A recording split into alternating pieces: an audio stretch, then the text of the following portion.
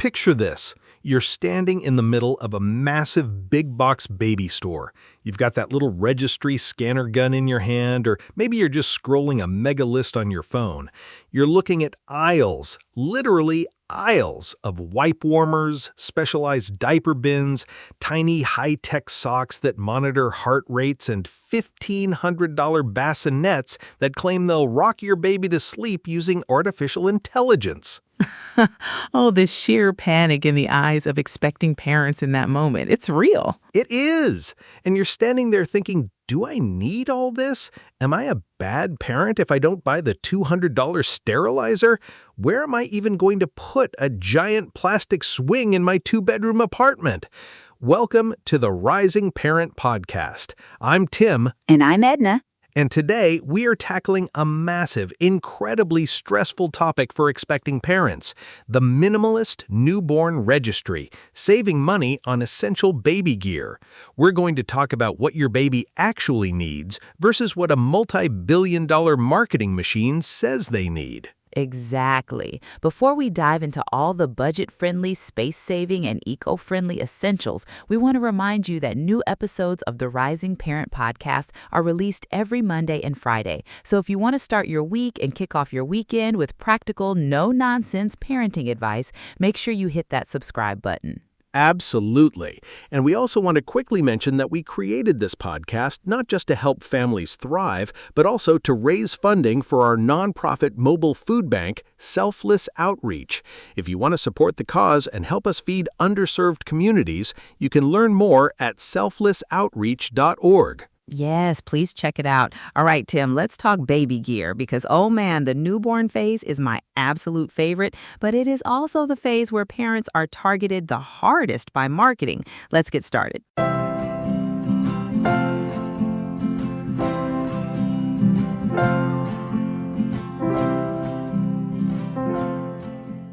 Targeted is the perfect word. You know, with our background in early childhood care and education, and having spent over 2 decades as child care professionals and parenting coaches, we've seen thousands of families navigate this, and the amount of anxiety generated by the baby industrial complex is wild. It's completely overwhelming. When I work with couples during those early sleep-deprived months, so much of their stress comes from feeling like they don't have the right gear.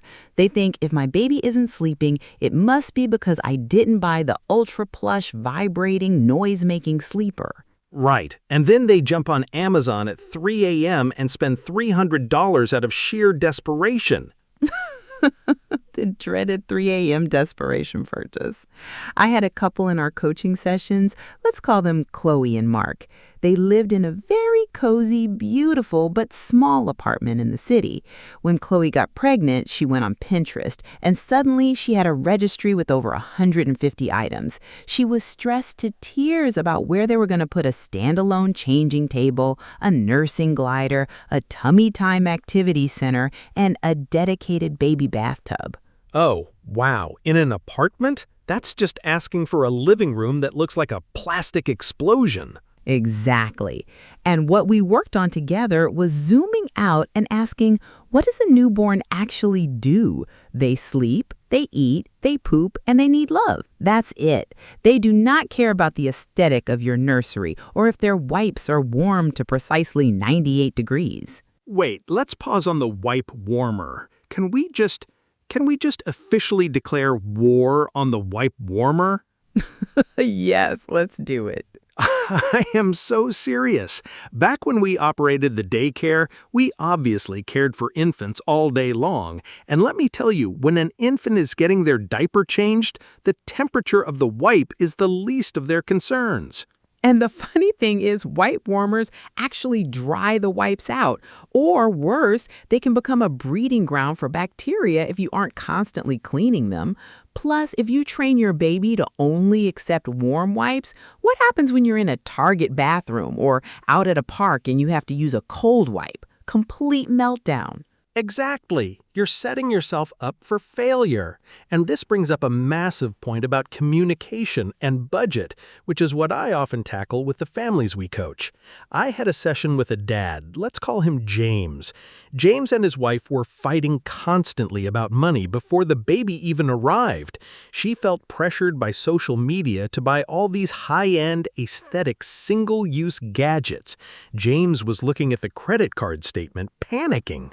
That's so common. The financial stress really fractures the partnership right when you need to be a unified team. Exactly. The gear becomes a stand-in for being a good parent. We had to sit down and reframe it. A good parent isn't the one with the most expensive baby gear. A good parent is attuned, responsive, and present. And you can't be present if you're working overtime just to pay off a high-tech bassinet that the baby allowed grow in 4 months. Let's talk about bassinets and sleep spaces, actually, because that's a huge budget drain. Marketing will tell you that you need a beautiful newborn bassinet for the living room, a smart bassinet for the bedroom, and a full-size crib for the nursery. So much furniture. Too much. A minimalist, budget-friendly approach, a simple, standard pack-and-play with a bassinet insert. It is magic. It costs a fraction of the price of a fancy smart bassinet. It meets all safe sleep standards, and when the baby hits that 4 to 6 month mark and outgrows the bassinet weight limit, you just take the insert out. Boom! You have a travel crib and a safe play space for the next 2 years. Yes, multi-purpose items are the holy grail of a minimalist registry.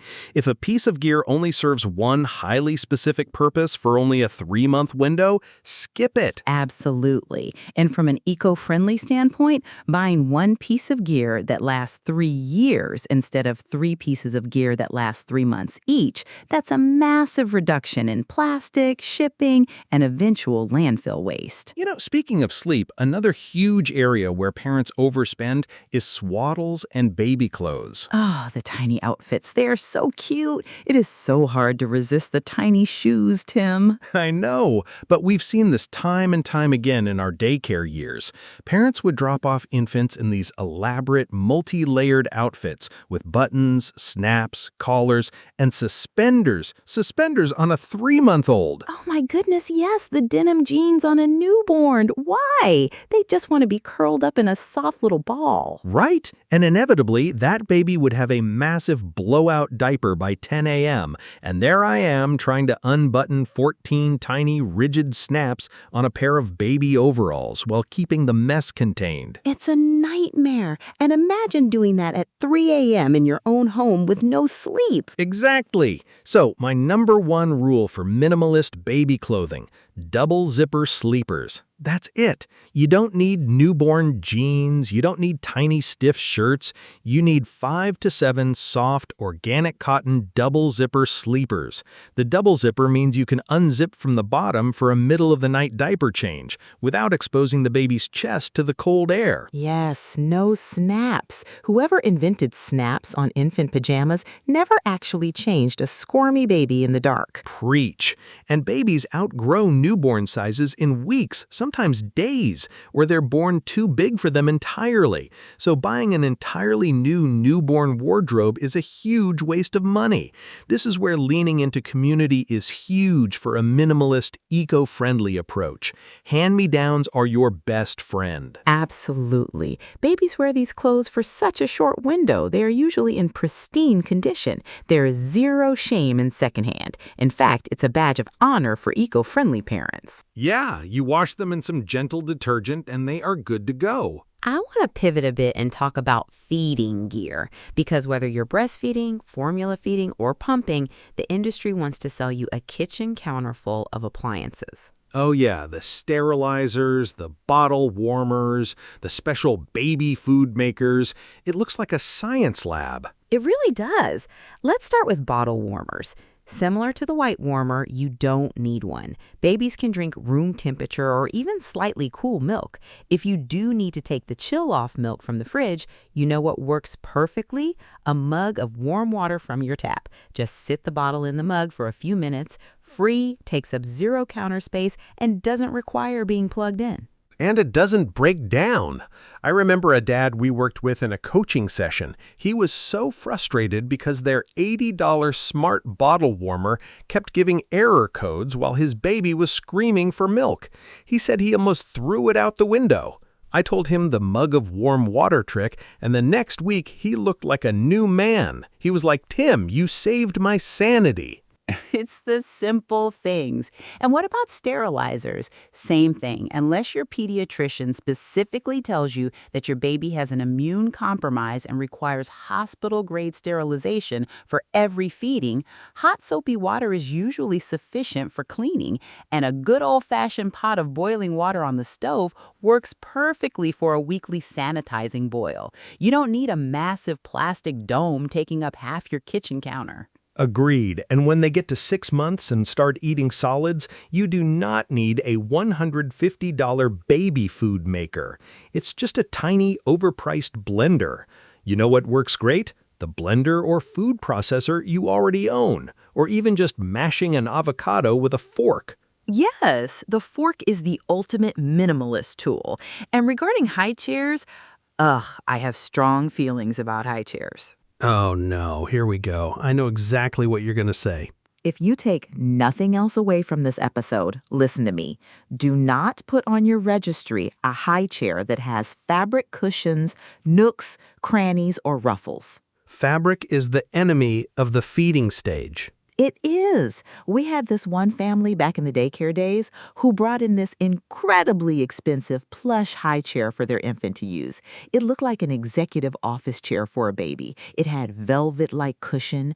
By week 2, it was permanently stained with pureed carrots, and it smelled like old yogurt because we physically could not get the food out of the seams, no matter how hard we scrubbed. And the parent was so upset, but there was nothing we could do.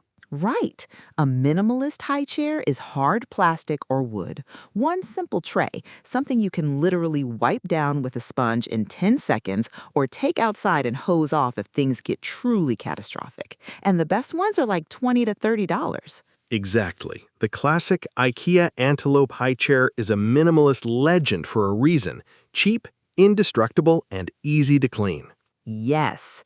Okay, let's talk about the diapering station, because this is another area where parents get really hung up on nursery essentials. Changing tables. Do you need one? No, you really don't. A dedicated changing table is a piece of furniture you will use for maybe 2 years, and then it just becomes this awkward shelving unit that doesn't hold anything useful. So what's the alternative for the parents listening who are like, wait, where do I change the baby? You buy a standard, beautiful dresser that the child can use until they're a teenager, and you put a contoured changing pad on top of it. Secure it safely to the back, of course, but that way, when they are potty trained, you just take the pad off and boom, it's just a regular dresser. No wasted money, no wasted space. That is brilliant, and it touches on that multi-purpose rule again.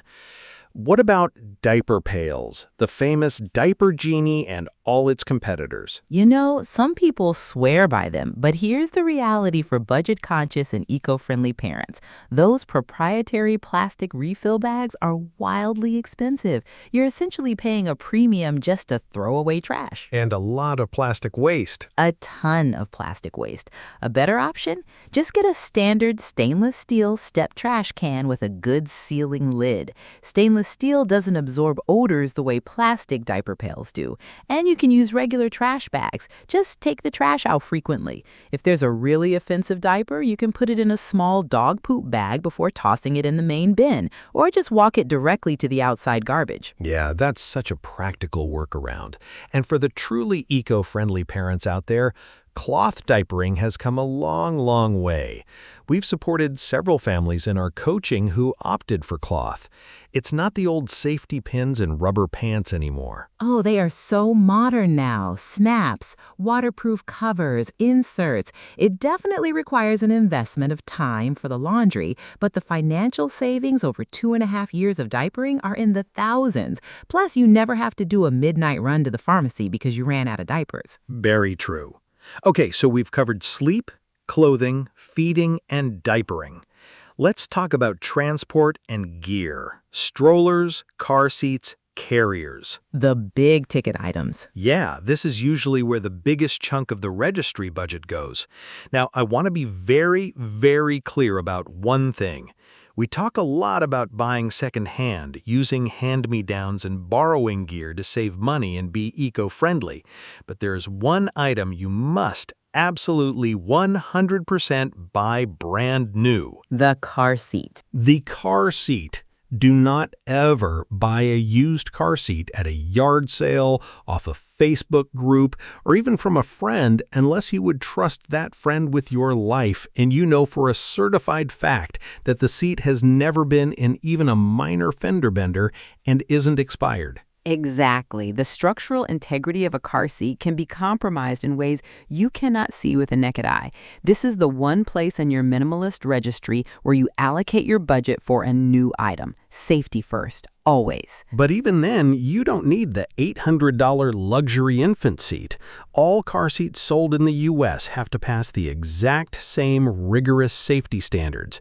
The $80 seat passed the same crash test as the $800 seat. The price difference is just for premium fabrics, lighter weight, or easier installation features. Right. And as for strollers, do you really need the massive, heavy travel system that takes up your entire car trunk? Often, no. A lot of families we work with, especially those in urban environments or smaller homes, find that baby wearing is actually much more convenient for the first 6 months. I am a huge advocate for baby wearing.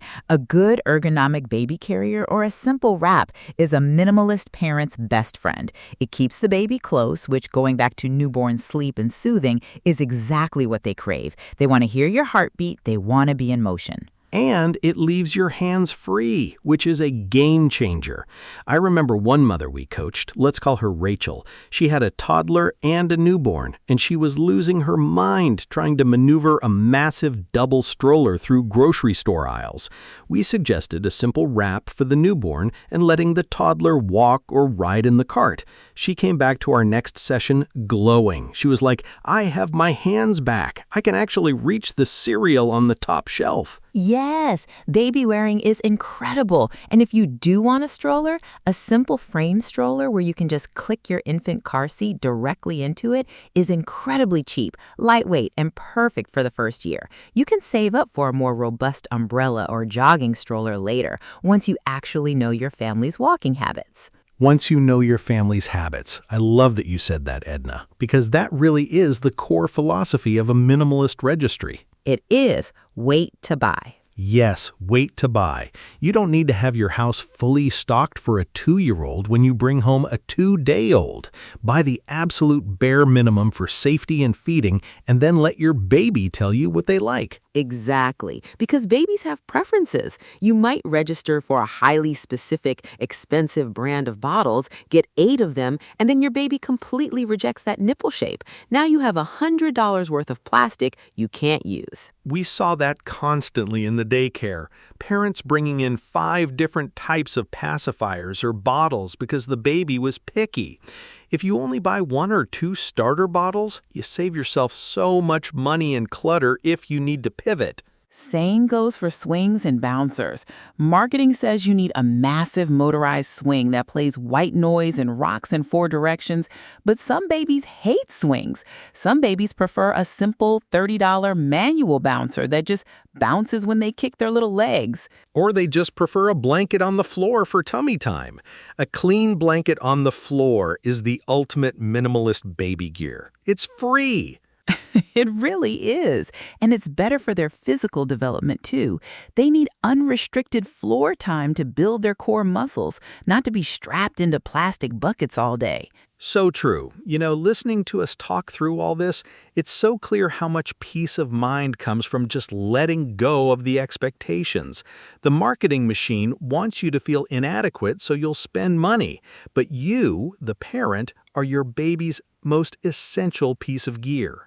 Oh, I love that. You are the essential gear. Your warmth, your voice, your responsiveness. A baby who is held, fed, and loved in a small, simple apartment with secondhand clothes is going to thrive just as beautifully as a baby in a magazine cover nursery. Absolutely. All right, I think it's time we distill all this. Let's do our key takeaways. Let's do it. Takeaway number 1, wait to buy. Outside of a safe sleep space, a car seat, and basic feeding and diapering supplies, keep your credit card in your wallet until the baby arrives. Let your baby's unique temperament dictate what gear you actually need. Perfect. Takeaway number 2, prioritize multi-purpose over single use. If an item only does one thing for a very short window of time, like a wipe warmer or a dedicated changing table, skip it. Look for items that grow with your child, like a pack and play or a dresser with a changing pad on top. And takeaway number 3, embrace secondhand, except for safety gear. Your eco-friendly and budget-conscious goals align perfectly here.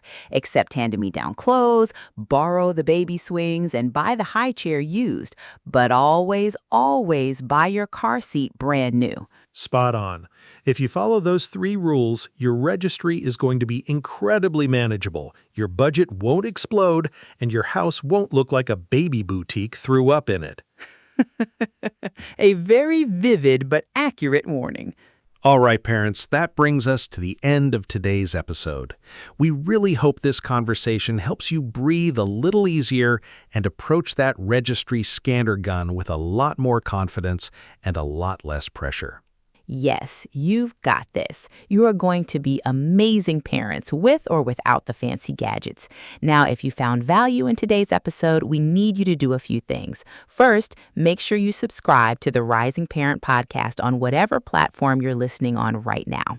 And please leave us a 5-star review. It takes 2 seconds, and it is the absolute best way to help other parents find the show, so we can help them navigate the wild ride of parenting too.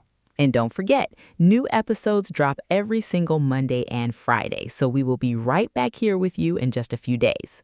Lastly, as we mentioned at the top of the show, we created this podcast to help families, but also to raise funding for our nonprofit mobile food bank, Selfless Outreach. If this episode saved you a little bit of money on your baby registry, or if you just found value in our conversation, please consider paying it forward. Yes, you can go to selflessoutreach.org and hit the donate button. Every single donation, no matter the size, helps Selfless Outreach serve the underserved and put food on the table for families who are struggling. It means the world to us. It really does. Thank you all so much for listening, for trusting us, and for being a part of this community. Until next time, take a deep breath, trust your instincts, and keep rising. Bye, everyone.